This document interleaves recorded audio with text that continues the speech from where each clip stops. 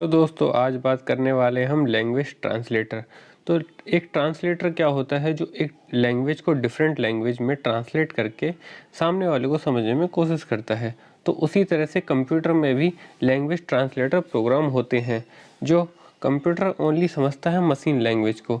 तो machine language को translate करके वो हमारी जो नॉर्मल लैंग्वेज है उसको मशीन लैंग्वेज में ट्रांसलेट करता है पहले, और फिर मशीन लैंग्वेज कंप्यूटर को समझाती है कि टास्क ये करना है। फिर उसके बाद मशीन लैंग्वेज फिर हमारी नॉर्मल लैंग्वेज में ट्रांसलेट करके हमें आउटपुट स्क्रीन पर दिखाई देती है। ठीक है, तो देख लेते हैं कि लैंग्वेज ट्रांसलेटर क्या होते हैं। ठीक है, सबसे पहले एक लैंग्वेज ट्रांसलेटर क्या होता है। लैंग्वेज ट्रांसलेटर एक कंप्यूटर प्रोग्राम है जो हमारे द्वारा लिखी गए प्रोग्राम को फंक्शनल इक्विवेलेंट डिफरेंट लैंग्वेज में कन्वर्ट कर देता है। डिपेंडिंग होती है कि प्रोग्राम किस टाइप का है। ठीक है, जिसमें हम कंप्यूटर में हमारे पास 3 तरह के प्रोग्रामिंग ट्रांसलेटर हैं, जिसमें पहला है असेंबलर, दूसरा है कंपाइलर, तीसरा है इंटरप्रेटर। अब ये तीनों है तो लैंग्वेज ट्रांसलेटर ही, तो ये किस तरह से काम करते हैं आगे हम देख लेते हैं। तो जिसमें पहला हमारा आता है असेंबलर।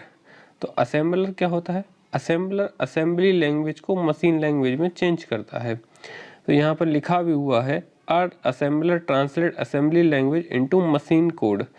ठीक है, एग्जाम्पल के लिए दिया गया है LDAH4 convert to machine language, ये हो जाएगा।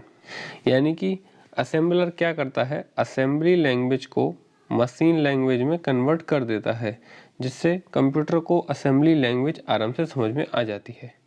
उसके बाद हम जान लेते हैं कि असेंबलर के एडवांटेज क्या क्या हैं। तो असेंबलर के जो एडवांटेज हैं, पहला एडवांटेज जो है इसका है कि वेरी फास्ट होता है।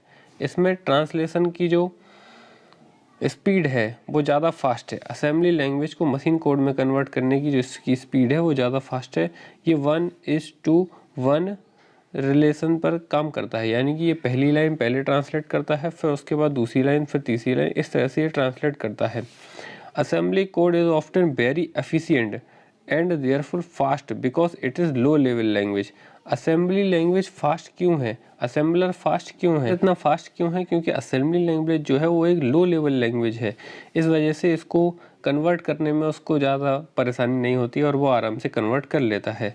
Assembly code is fairly easy to understand due to the use English language mnemonic. यानी कि जिस तरह से इंग्लिश लैंग्वेज होती है उसी तरह से असेंबली लैंग्वेज भी होती है।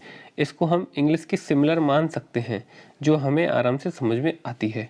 इसके बाद जान लेते हैं डिसएडवांटेज। तो डिसएडवांटेज क्या होती है कि right for a certain instruction set और प्रोसेसर।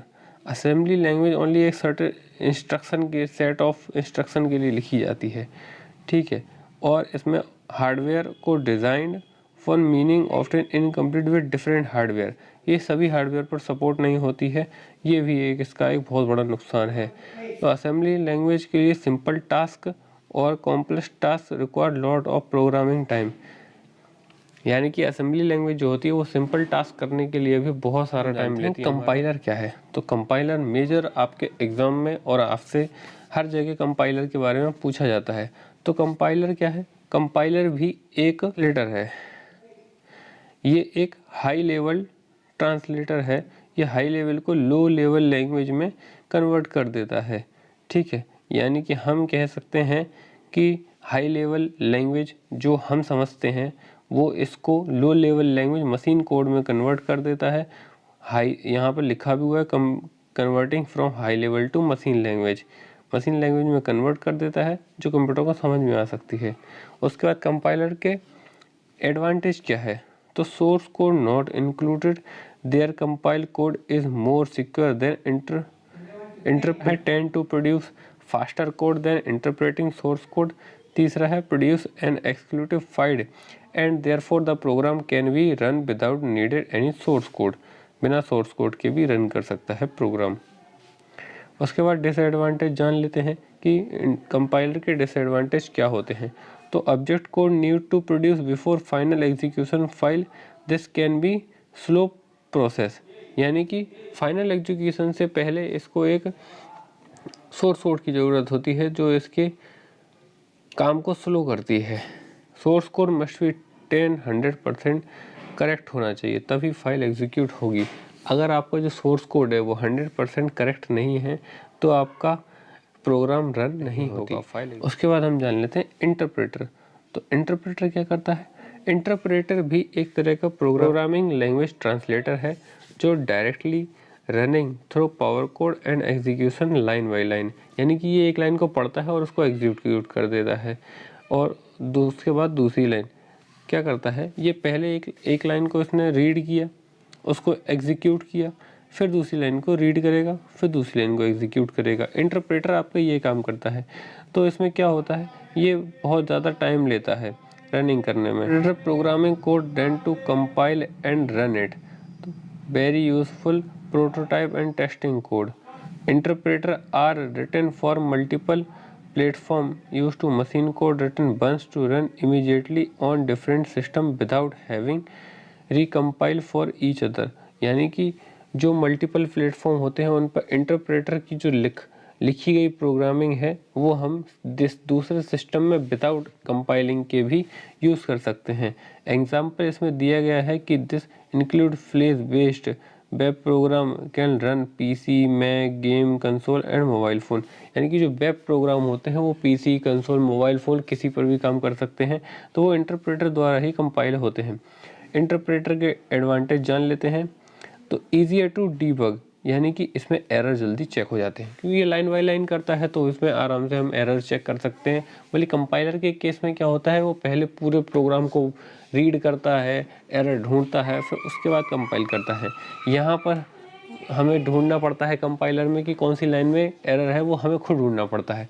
मगर इंटरप्रेटर में क्या होता है, ये लाइन बाई लाइन पढ़ता है तो और एग्जीक्यूट करता रहता है, तो पता चल जाता है कि किस लाइन में एरर है, कहाँ पर एग्जीक्यूशन रुका हुआ है। तो इंटरप्रेटर इस चीज़ में अच्छा है।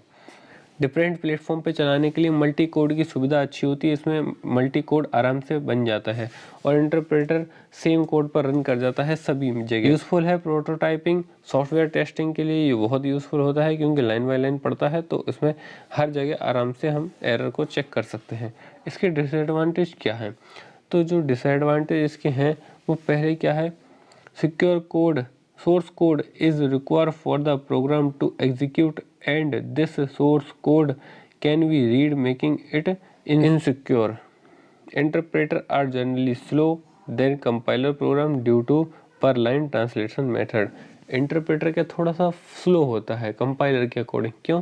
क्योंकि ये लाइन वाइज पढ़ता है, फिर उसको प्रोसेस करता है, फिर पढ़ता है, फिर प्रोसेस करता है, फिर पढ़ता है, कंपाइल करता है, रन करता है। इस तरह से इंटरप्रेटर काम करता है, इस वजह से ये थोड़ा स्लो हो जाता है। मगर इसका एडवांटेज ये हो जाता है कि हमें एरर आराम से मिल जाती हैं।